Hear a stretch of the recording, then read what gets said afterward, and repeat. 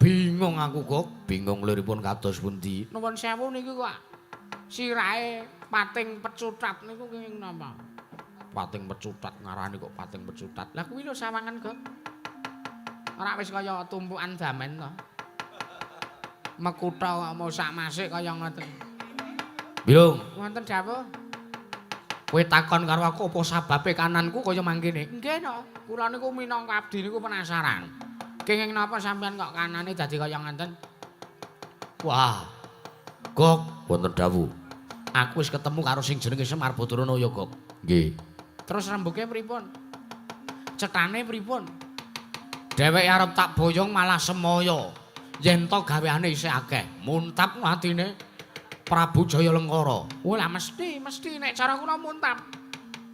Cara kula wong nek disuwuni napa niku gawe, mangka disuwuni tulung, mangka banget nggone mbutuhke kok malah dikalahke karo liyane. Nek cara kula muntap, pun kula obong sisan omahe. Iki nek kandhane kok senengane cah iki nek kaya onde-onde. Ya ben. Kaya onde-onde kae aku bengi iki prei. Ora nderekke mbahe Kanigara. Terus aku nyusul rene. Ya matur nuwun ya Long. Jantlik.